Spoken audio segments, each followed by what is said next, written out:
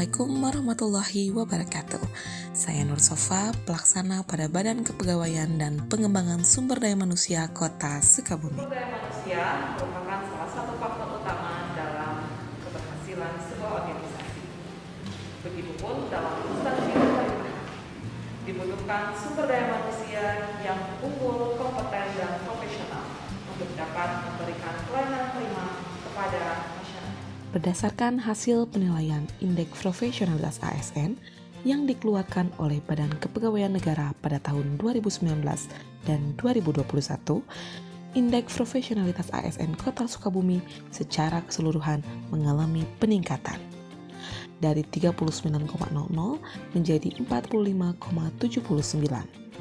Namun terdapat penurunan pada indeks dimensi kompetensi yang semula 9,00 menjadi 7,52 dan Kota Sukabumi masih berada dalam kategori sangat rendah.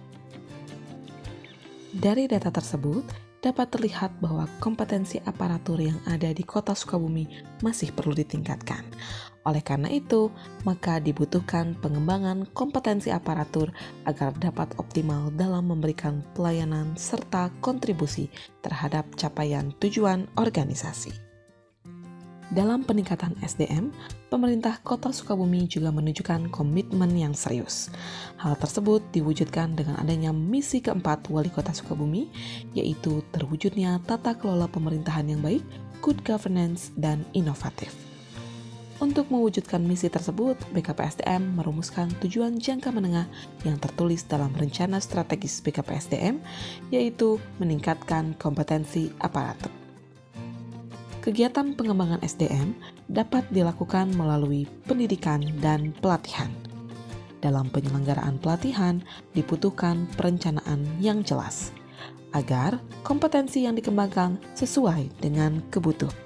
Sebelum tahun 2019, kegiatan pelatihan di BKPSDM Kota Sukabumi diselenggarakan tidak berdasarkan hasil analisis kebutuhan, melainkan hanya menyelenggarakan pelatihan yang bersifat rutin dan undangan saja.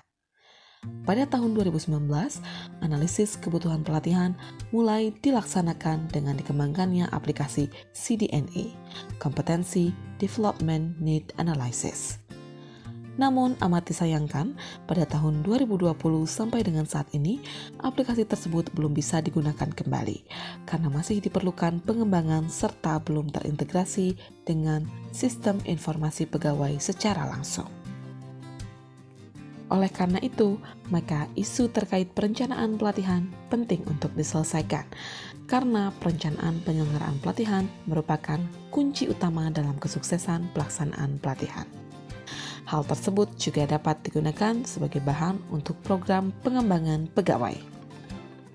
Isu tersebut muncul karena adanya perencanaan pelatihan yang belum optimal serta terbatasnya anggaran dan sumber daya manusia. Sehingga gagasan untuk menangani isu tersebut adalah dengan membuat Individual Development Program menggunakan metode asesmen terintegrasi.